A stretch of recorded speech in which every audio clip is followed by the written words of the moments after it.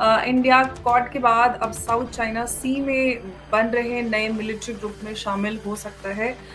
Philippines चाहता है कि भारत भी इसमें शामिल हो। आपको मालूम है एक और एक ग्रुप बना है AUKUS, America, UK and US का। फिलीपाइंस अभी रायसीना डायलॉग के अंदर फिलीपाइंस के जो जनरल थे वो भारत आए। उन्होंने एक तरह से प्रपोज किया है कि इंडिया और साउथ कोरिया इन सबको मिक्स करके मर्ज करके एक कॉम्प्रिहेंसिव फोर्स बनाना चाहते हैं। फिलीपाइंस भारत से already BrahMos missile defence system ले चुका है। फिलीपाइंस जानता है कि भारत को मालूम है कि कैसे चाइना को अपोज किया जाए, चाइना को एक तरह से मुंह की कैसे देना चाहिए, उस उनको मालूम है।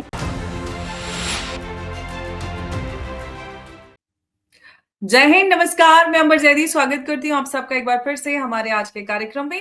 आज बात करने वाले हैं भारत के हवाले से जो एक बड़ा अपडेट है। आप सब जानते हैं कि भारत क्वाड में पहले से ही शामिल है, यानी कि क्वाड का मेंबर है, जिसमें अमेरिका, ऑस्ट्रेलिया और जापान भी भारत के साथ में शामिल है। लेकिन अब साउथ चाइना सी में एक नया मिलिट्री ग्रुप बनकर तैयार हो रहा है, जिसको स्क्वाड का नाम दिया जा रहा है, जिसमें शामिल है अमेरिका, फिलीपींस, जापान, ऑस्ट्रेलिया। और अब उसमें फिलीपींस चाहता है कि भारत भी उसमें शामिल हो, और भारत इस नए ग्रुप में शामिल होगा। उसके बाद जो पावर डायनामिक्स हैं उन पर क्या बदलाव आएगा, क्या असर पड़ेगा, इस पूरी इक्वेशन को हम समझने की कोशिश करेंगे हमारे मेहमान उमेश अग्रवाल जी से। उमेश जी, बहुत बहुत स्वागत है आपका। जय हिंद, नमस्कार। जय सिया राम अंबर जी। जय सिया राम। उमेश जी, बड़ा अपडेट है, बड़ी खबर है। इंडिया क्वाड के बाद अब साउथ चाइना सी में बन रहे नए मिलिट्री ग्रुप में शामिल हो सकता है। फिलीपींस चाहता है कि भारत भी इसमें शामिल हो। किस तरह से आप देख रहे हैं इसको? देखिए, जो क्वाड जो है वो आज से 2004 में इंडियन ओशन रीजन में सुनामी आया था। उसके बाद ये कॉन्सेप्ट बनाया गया था कि इमरजेंसी डिसास्टर रिस्पांस के जी। जब भी अगर ओशन के अंदर सुनामी या कुछ अर्थक्वेक रिलेटेड कुछ भी इंफॉर्मेशन आए, तो एक कोऑर्डिनेटेड इंफॉर्मेशन शेयरिंग हो, जिसके कारण एडवांस में इंफॉर्मेशन शेयरिंग किया जा सके और उसके दौरान हम लोग जान और माल का नुकसान जो होता है उससे बचा जा सके। तो ये ग्रुपिंग बहुत सालों से था और 2017 में जब अ, डोनाल्ड ट्रंप आए थे तब उन्होंने इसकी एक रूपरेखा बनाई थी और फिर हमने देखा था कि कैसे क्वाड जो क्वाड्रिलेटरल है, गोल्डन क्वाड्रिलेटरल जो अलायंस है बिटवीन फोर कंट्रीज, उसके बीच में मैरीटाइम ड्रिल्स होने लगी मलाबार एक्सरसाइज के नाम से। इंडो पैसिफिक के अंदर एक तरह से जो एडिशनल सप्लाई चेन है और चाइना के हिसाब से क्रिएट करने का था, उसके ऊपर बात हुई थी। फिर बाद में एक तरह से जो बोलते हैं कॉम्प्रिहेंसिव इकोनॉमिक पार्टनरशिप की बात कर रहे थे कि सारे नेशन एक साथ मिलके सेमीकंडक्टर्स हो, रेयर अर्थ मिनरल्स हो, सब में बात करने की बात की थी। इसी विजन के साथ इसको फॉर्म किया गया था। तो basically it was formed keeping China in mind. अब आपको मालूम है कि लास्ट ईयर क्वाड बना था। क्वाड के अंदर it is a security quadrilateral alliance और इसके अंदर क्वाड के तीनों मेंबर है इंडिया के अलावा, और इसमें फिलीपाइंस ऐड हो गया। आपको मालूम है एक और एक ग्रुप बना है AUKUS, America, UK and US का, जिसमें एक डील हुई थी, सबमरीन डील। और फिर बाद में आपको बता देता हूँ, ऑलरेडी एक और एक ग्रुप है, ANZUS, Australia, New Zealand and US. ठीक है, तो ये सब बहुत सारे स्प्लिंटर ग्रुप्स बन रहे हैं। अब फिलीपाइंस अभी रायसीना डायलॉग के अंदर फिलीपाइंस के जो जनरल थे वो भारत आए थे। तो उन्होंने एक तरह से प्रपोज किया है कि इंडिया और south Korea should enter quad squad.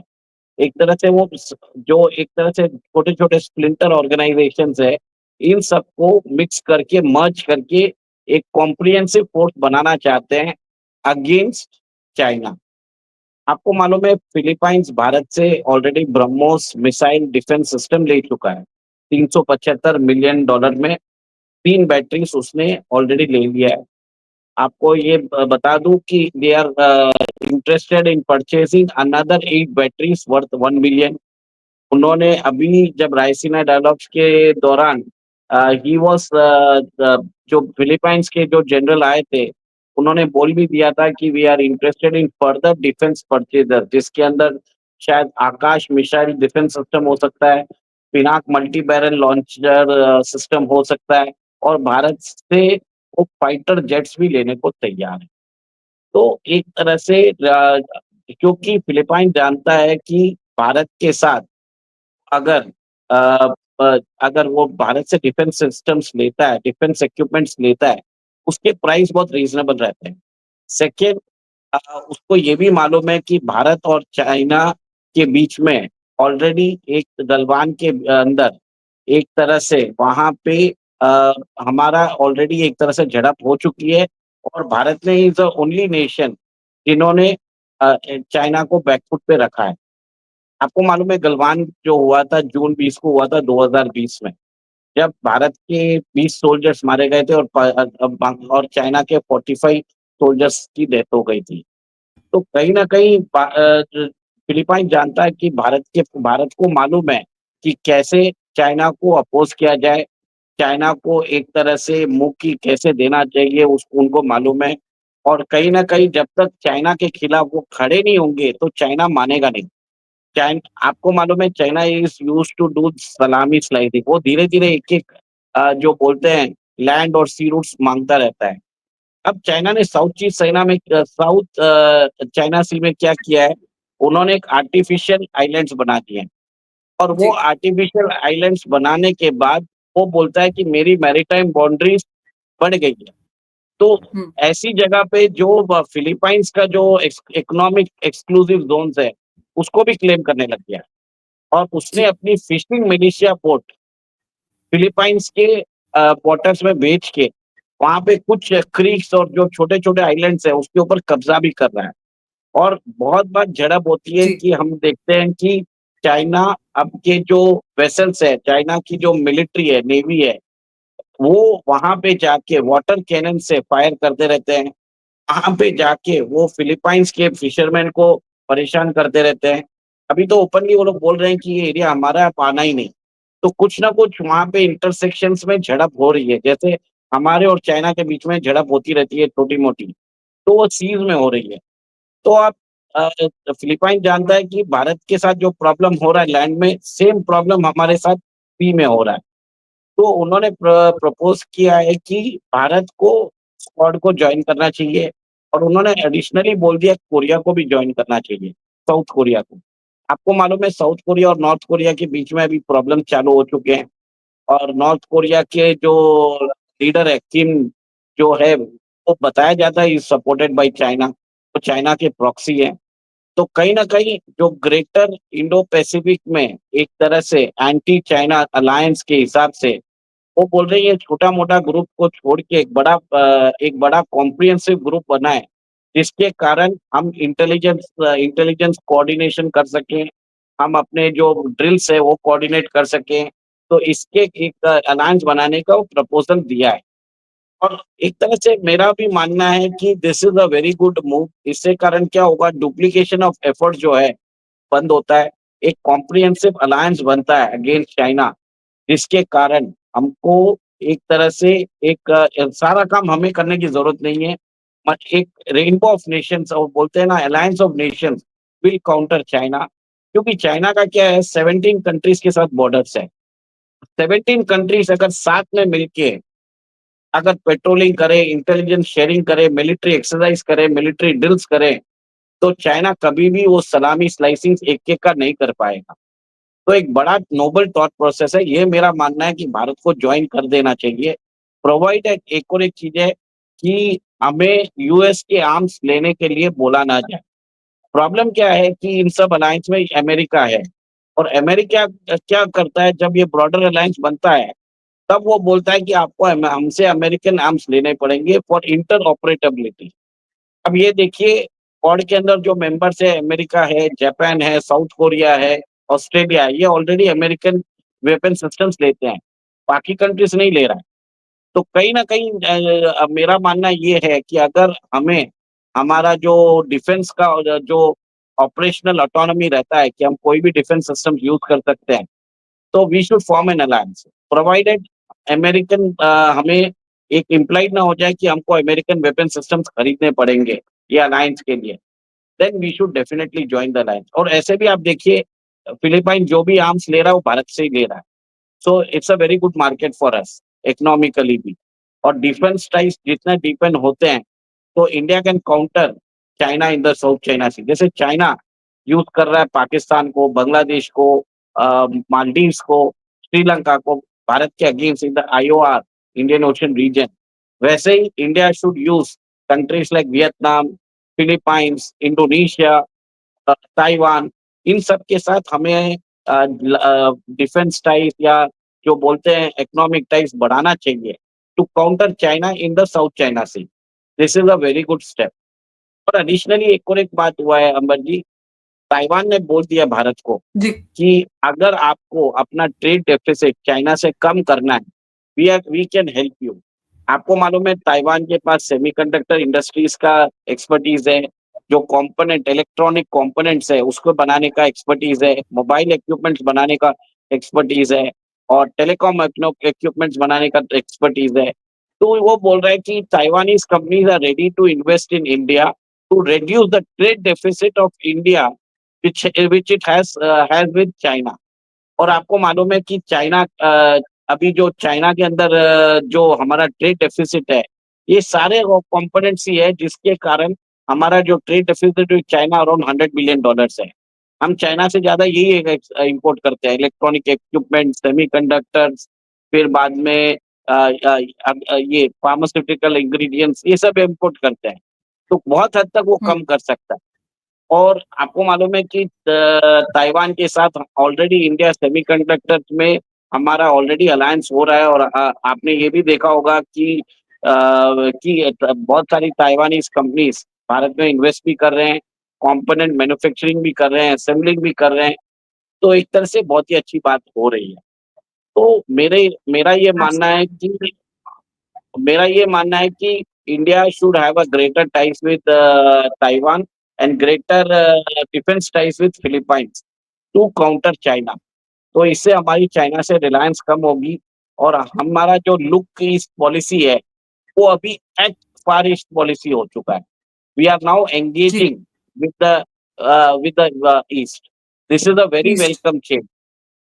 तो अभी आप ये देखिए ताइवान से बात हो रही है, फिलीपाइन से बात हो रही है, इंडोनेशिया के राष्ट्रपति सुबियांतो भारत आके गए थे अभी। और अभी। वियतनाम भी इंटरेस्टेड है। और वियतनाम और इंडिया के बीच में टूरिज्म बहुत बढ़ रहा है।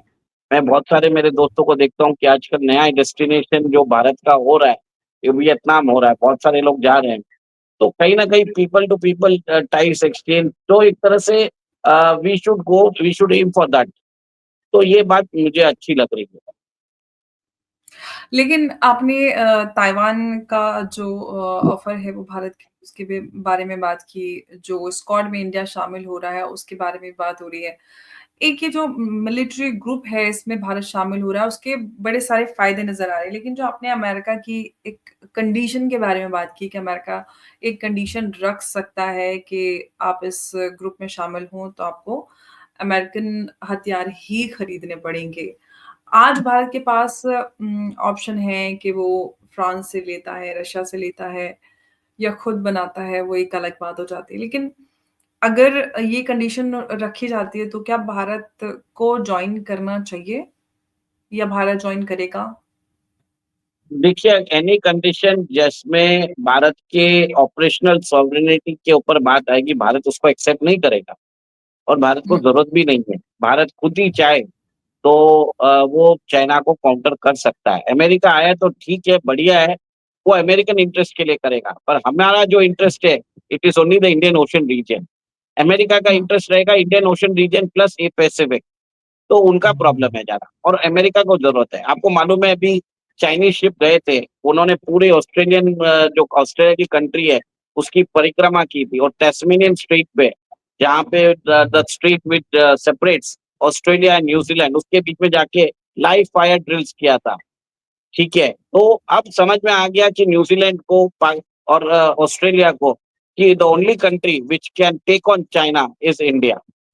और आपको मालूम है कि अभी न्यूज़ीलैंड के जो प्रधानमंत्री है, वो भारत आए थे। ऑस्ट्रेलिया भी ज़्यादा चाहता है कि हमारे साथ मिलिट्री एंगेजमेंट हो, जापान भी चाहता है हमारे साथ हो। तो मैंने तो इनका ज़िक्र भी नहीं किया अभी तक, तो इनका अगर मैं बोलना चालू करूँगा तो वीडियो बहुत लंबा हो जाएगा। बट एक संक्षेप में बता रहा हूँ, all the 3 countries are interested to for a broader military alliance and engagement with India. क्योंकि अमेरिका के राष्ट्रपति ने बोल दिया है, you have to increase your military budget, अगर आपको हमारी सुरक्षा चाहिए तो। तो बहुत सारे कंट्रीज़ रिलक्टेंट है, सबके पास इतना हुँ, पैसे नहीं है कि they can afford American arms, American ammunitions, American security. Free में नहीं आता है, उसके लिए पैसे देने पड़ते हैं। और भारत के पास वो बोलते हैं ना cheap, reliable and durable solution and trustworthy solution. America के ऊपर ट्रस्ट नहीं कर सकते हैं लोग। You can trust India. America को किल स्विच का भी एक पंगा पड़ जाता है अमेरिका के सब पास कुछ है किल अमेरिका स्विच। के पास, अमेरिका कुछ भी कर सकता है। वो अपनी दादागिरी से बोलेगा मैं ये नहीं मानूँगा। आप देख ही लिए कैसे डोनाल्ड ट्रम्प टेंट्रम्स कर रहे हैं, छोटे बच्चे के जैसे। मैं हुँ, नहीं मानता, जिमी कार्टर ने जो साइन किया वो उसको जाके पूछो। मैं यही बोल रहा हूँ, मेरे को यही चाहिए। तो ऐसे थोड़ी होता है काम। तो सब जी। लोगों को समझ में आ रहा है कि इंडिया के ऊपर ट्रस्टवर्थी है। India should play very smartly. उनको कुछ भी नहीं करना चाहिए, चुप बैठे रहिए। सब लोग आपस में इंडिया आएँगे, तब उनके साथ छोटा-सा एक logistic, communication, information sharing, military drills और ओशन का जो डिज़ास्टर रिस्पॉन्स सिस्टम के नाम से एक आप साइन कर दीजिए पैक्ट, जिसके कारण दोनों कंट्रीज़ के बीच में मिलिट्री ड्रिल्स बढ़ती है। मिलिट्री ड्रिल्स बढ़ने से हम एक-दूसरे के वेपन सिस्टम समझ सकते हैं और अगर अगर हमको लगता है कि कहीं पे हम फिट हो सकते हैं, चुपचाप अपने वेपन सिस्टम्स उनको बेचो। ज़रूरी नहीं है हर जगह डंका बजाना, ढोल बजाना ज़रूरी नहीं है। साइलेंटली, स्विफ्टली काम करो जिससे अमेरिका को भी पता ना लगे और उनको भी बुरा ना लगे। You can not antagonise America, ये भी बोल देता हूँ। So we have to do it very swift, very in a very बोलते हैं ना क्वाइट मैनर, तो वही करना चाहिए। लेकिन अमेरिकन हेजेमनी के बारे में जो बात होती है, जो कंडीशंस अमेरिका रखता है, उसको काउंटर करने के लिए भी तो कोई वे आउट होना चाहिए ना। अब अब ये ज़रूरी भी नहीं कि वो ये वाली कंडीशन रखे स्क्वाड में। देखिए, अमेरिका एक ही चीज़ रखेगा, वो बोलेगा आपको हमारे डिफेंस सिस्टम्स खरीदने पड़ेंगे। तो कहीं न कहीं भारत को कहीं न कहीं आप अपना हमको उनकी बात शायद माननी भी पड़ सकती है। अभी जो तुलसी गाबर्ट आई थी, वो शायद F-35 के लिए आई थी। ठीक है, जेडी वेंस भी आ रहे हैं, वो भी F-35 की बात करेंगे। तो भारत को लगेगा अगर हम अमेरिका के अगेंस्ट गए और हमारे को अगर $10 बिलियन का नुकसान होता है, इससे अच्छा 10 प्लेन ये F-35 लाके रख देते हैं अपने पास। तो एक तरह से चलो साथ में चालू भी हो जाएगा। वो भारत को देखना पड़ेगा कि अमेरिकन सैंक्शन से हमको कितना नुकसान हो सकता है और उस नुकसान के बदले अगर हम F-35 खरीद लेते हैं और अमेरिका के साथ रिलेशंस अच्छा रख सकते हैं, तो उस हिसाब से देख लेना चाहिए। तो वो हमारे जो रक्षा मंत्री है, हमारे गृह मंत्री है और हमारे एक्सटर्नल अफेयर्स मिनिस्टर है, वो सब देख लेंगे। हाँ, वो तो ऑफ़ कोर्स देखेंगे, लेकिन अभी यहाँ पर जो हम विश्लेषण कर रहे हैं, वो मैं आपसे जानना चाह रही थी कि क्या भारत का काउंटर हो सकता है? क्या भारत की पॉलिसी हो सकती है? लेकिन देखिए ओवरऑल जी, देखिए भारत वही जो करेगा उसमें इकोनॉमिक फ़ायदे को भी देखना पड़ेगा। ऐसा नहीं है कि लॉन्ग टर्म के साथ वी ये कैन बोल वी सकते कैन हैं गो तो we and yes we can not go against America. ये भी आप समझ लीजिए, जिस हिसाब से जियोपॉलिटिक्स बन रहा है, तो कहीं न कहीं हमें कुछ कंसेशन देने पड़ हुँ, सकते हैं, इम्पेरेटिव है। और एक ओके, तरह से मेरा मानना है दिस इज़ माय फीलिंग कि हम एक 10 से 12 अ, F-35 ले सकते हैं, just for having a token presence कि और अमेरिका को भी लगे ठीक है, भारत ने हमारी बात मान ली। तो एक तरह से ठीक है, देखते हैं आगे, ये मेरा मानना है। क्योंकि जिस हिसाब से अभी तुलसी गाबर्ट आके गई है, जेडी वेंस आके जाएँगे और फ्यूचर में कुछ महीने बाद डोनाल्ड ट्रम्प खुद आएँगे, तो वो चाहेंगे कि भारत के अंदर वो एक तरह से विक्ट्री बताए कि भारत ने हमसे कुछ लिया है। एक हुँ, सिम्बॉलिक होता है ये अपने अपने वो डोनाल्ड ट्रम्प अपने मागा सपोर्टर्स को दिखाने की कोशिश करेंगे। तो वो एक चीज़ हुँ। हमें देखने की बात है। वो कैसे हम उसको मिनिमाइज़ कर सकें और कैसे इसको मिनिमम से मिनिमम तरीके से हम इसको एड्रेस कर सकें, we have to see that. Absolutely. लेकिन अगर इस पूरे ग्रुप में भारत के शामिल होने के बाद जो भारत की ग्लोबल पोज़ीशनिंग है, उस पर क्या असर पड़ते हुए देखते हैं? वो मैं ब्रीफ में आपसे जानना चाहूँगी। देखिए, एक ही चीज़ है कि भारत तो ऑलरेडी तो कर ही रहा है। चाइना के अगेंस्ट द ओनली नेशन जिन्होंने चाइना को पीछे हटने में मजबूर किया और एक हुँ, तरह से साल तक हमने ट्रूप्स बैठा के रखी, फिर वो आके डिसएंगेजमेंट डी-एस्केलेशन की बात कर रहा है और भारत के साथ दोस्ती की बात कर रहा है। तो हमने एक टेम्पलेट दे दिया है, अगर आपको चाइना के साथ डील करना है, तो आपको उनको जूता दिखाना पड़ेगा। You have to show them, you have to stand against them. Meekly surrender करने से फ़ायदा नहीं है। तो स्टैंडिंग तो भारत की बढ़ ही चुकी थी। अब लोगों ने रिकॉग्नाइज़ करना चालू कर दिया कि बोले हाँ, भारत सही था, हम लोग ही गलत थे। तो अब फिलीपाइंस वही कर रहा है, आगे बहुत सारी कंट्रीज़ भी वही करेंगे। ओके। तो ये पूरा विश्लेषण आपका भारत के स्क्वाड में शामिल होने को लेकर था, जो साउथ चाइना सी में एक नया मिलिट्री ग्रुप बनकर तैयार हुआ है, जिसमें America, Japan, Philippines, Australia already शामिल हैं और भारत को उसमें शामिल होने की दावत यानी कि इन्विटेशन दिया गया है। और उसके शामिल होने के बाद क्या-क्या असर नज़र आएँगे, भारत किस तरह से और मज़बूत हो सकता है, इस पर हमने आप सबके साथ बात की। और इससे रिलेटेड आगे जो भी डेवलपमेंट होगा, उस पर हम आपके साथ चर्चा करेंगे। उमेश जी, आपका बहुत-बहुत धन्यवाद हमारे साथ आज की इस चर्चा में जुड़ने के लिए। नमस्कार, जय हिंद, जय भारत। जय सिया राम, अंबर जी। जय सिया राम।